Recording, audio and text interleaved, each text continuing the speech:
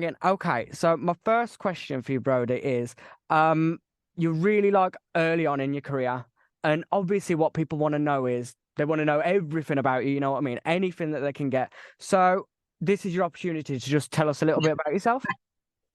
Yeah, I don't know. I don't know if there's that much outside of the songs. It's very interesting. But I'm from up north in Hull, on the east coast. Yeah, I guess what to say to that? That's a big question. It is a big question. It is big.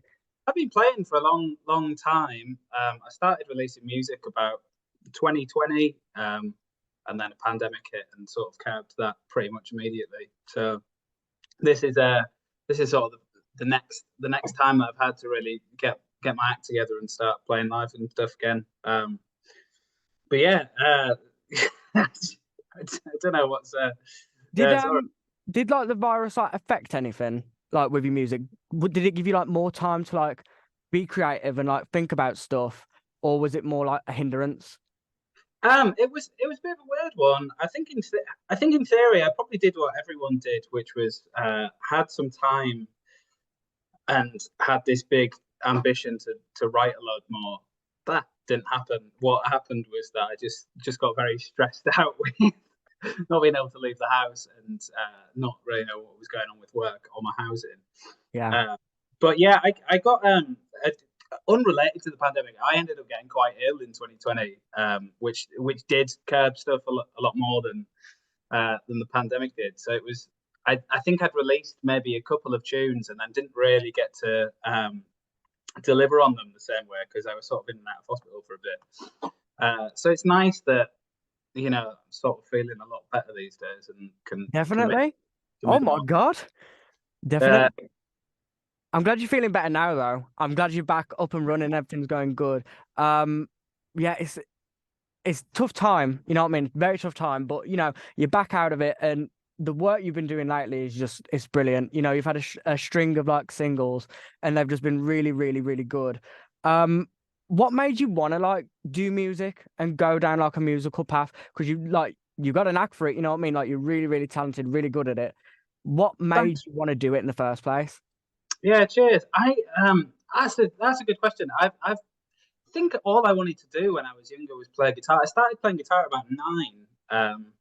So I don't know what the motivations were outside of that. Outside of just wanting to play, being that young.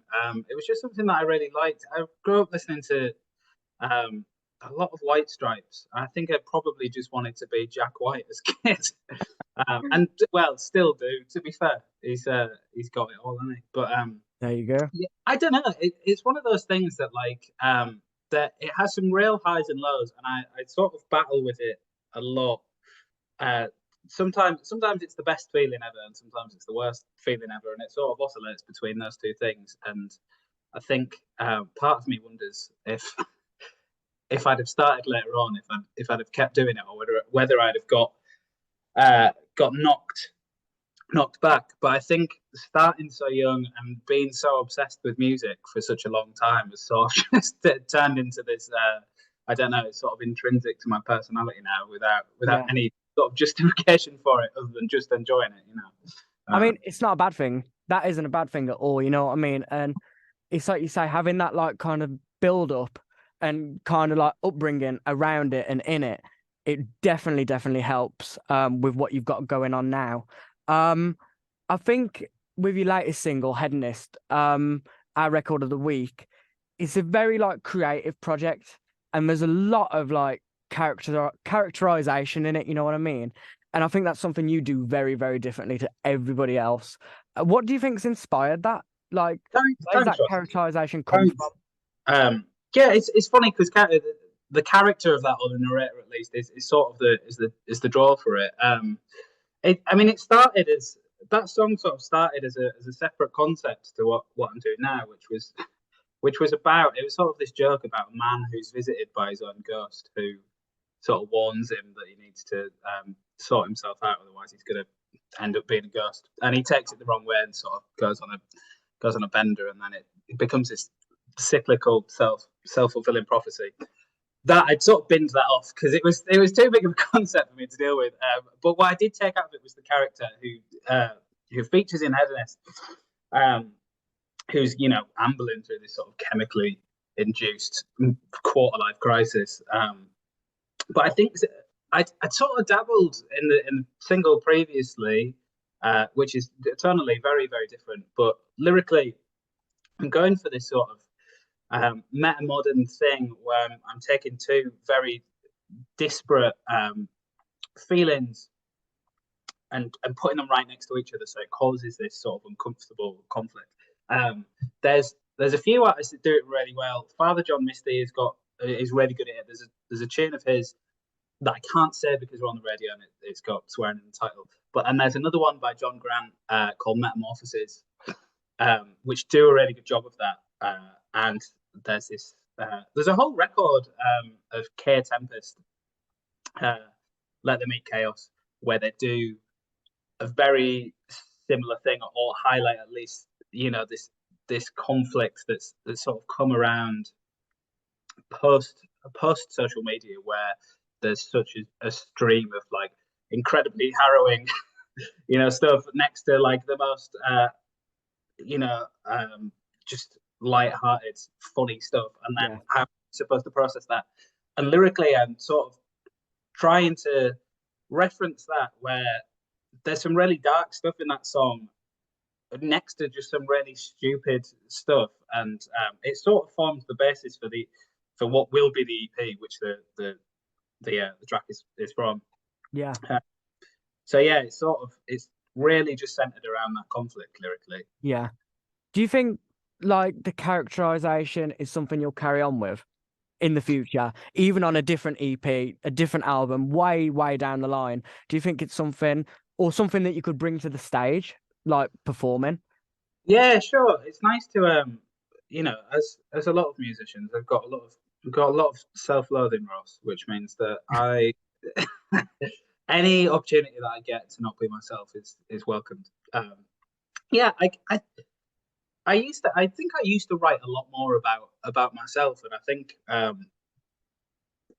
there's only so much that you can do without it getting boring.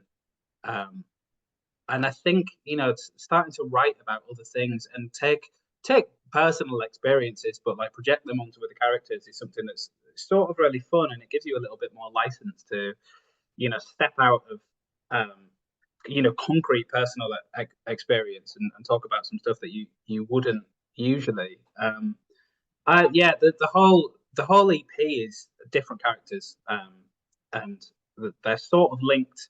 I've described them. I think what I've said is that they're all the same clown but in different makeup, where they're all sort of these tragic but sort of funny in their own way figures. But yeah, I've really enjoyed it. It's something that I think I'll definitely carry on doing to some extent, I think. Yeah, definitely. I mean, I think you undersell yourself, I think you really got something. I really, really do. Because like, I go through all this music all the time, and with you, it was something very, very different. Very, very different, very, very unique. And it was really refreshing. Like really, really refreshing. So I can only imagine how the EP is going to be. I can only imagine, it's going to be brilliant. In the future as well, do you think you could see yourself like collaborating with other people, like other artists on tracks? Yeah, for sure. I'm not really big on co-writes. I think just because of the way that I generally approach things, and generally how self-conscious I can be, sort of puts up a little bit of a wall immediately. But I'm always up for working with other people. I've actually I've got a friend over in Belfast, Joel Harkin, great musician. We've been working on something together.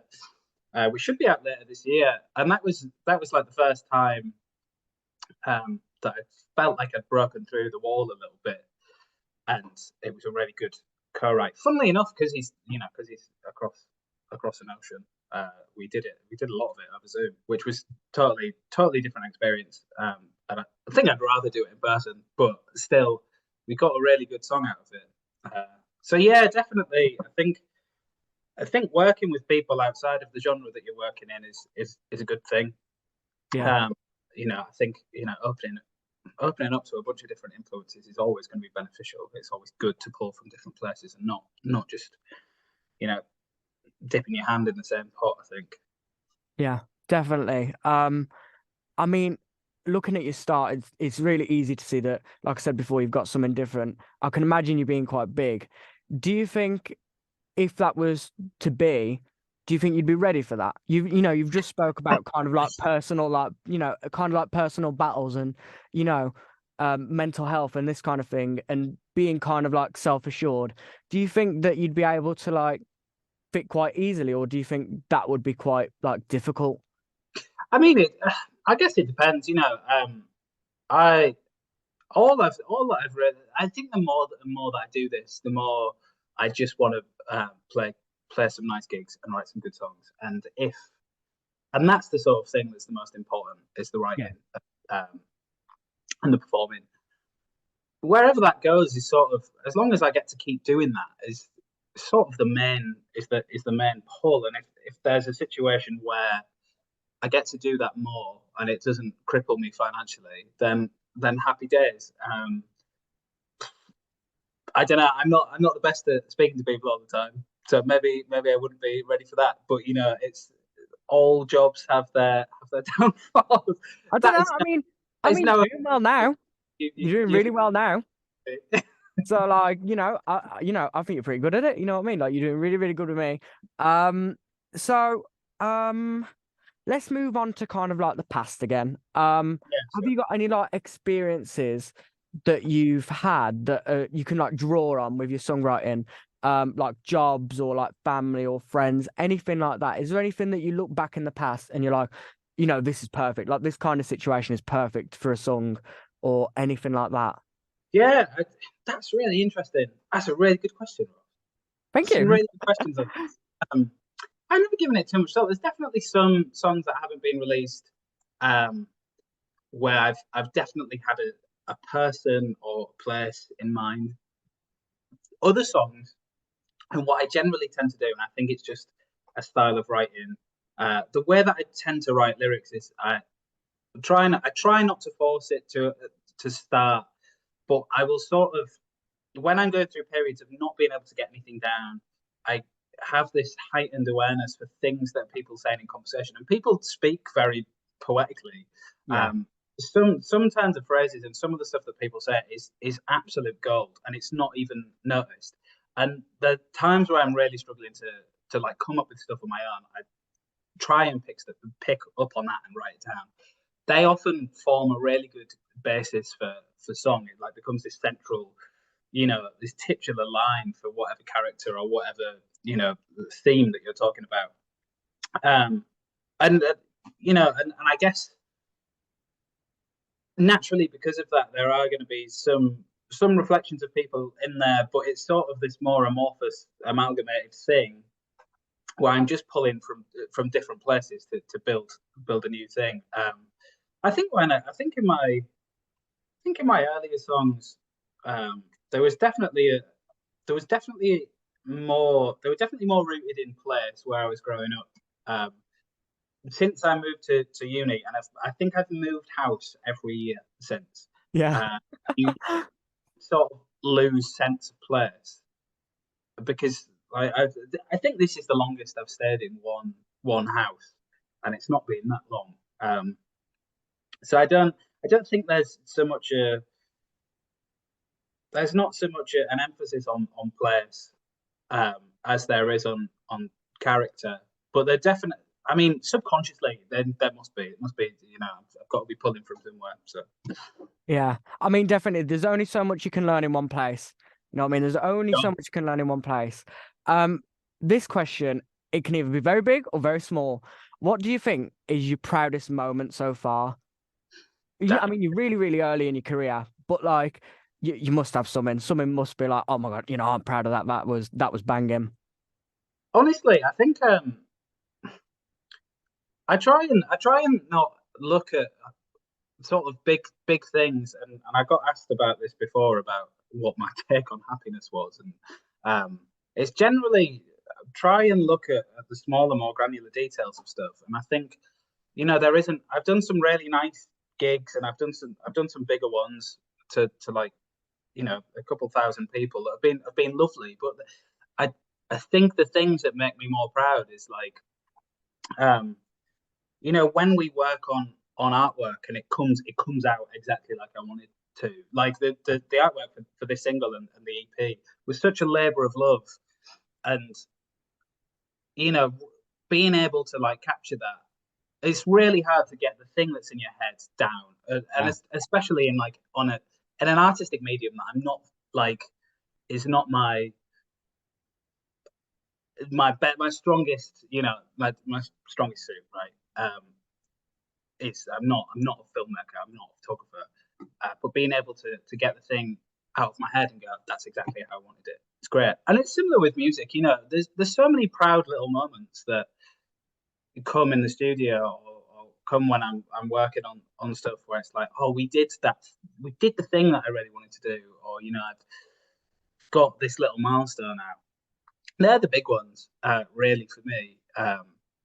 But yeah, I think this single has made me prouder than any of the others. I think like I've ticked off a couple of things that I really wanted to do. They got like Radio 1, Radio 6 player, and that was really, really good. It sort of felt like a little notch in the door where I guess it was a nice little bit of justification that, you know, it actually is good, you know. Yeah.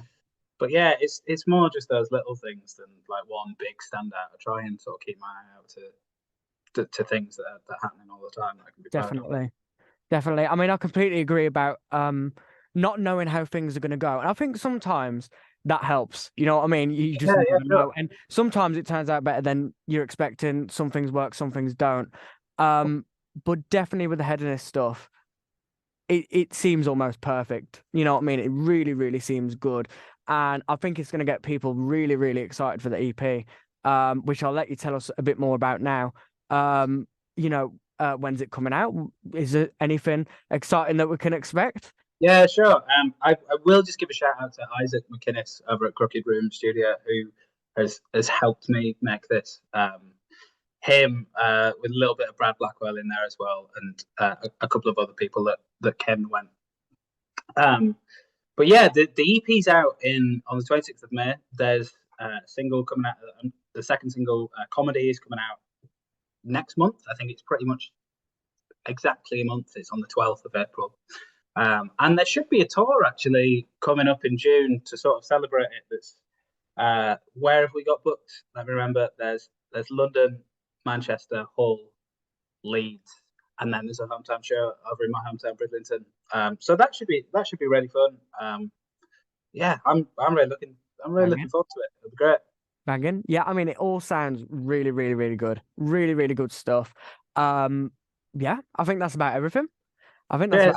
Brodie, it's been fabulous talking to you. Like, really, really thank you for coming. And yeah, it's great for everyone to get to know you a bit more. You know what I mean? And thanks kind of like behind the scenes stuff. But yeah, it's just been brilliant. But yeah, I'll let you go. But yeah, thank you ever so much. It was absolutely brilliant talking to you. No, thank you. Honestly. But yeah, thank you ever so much.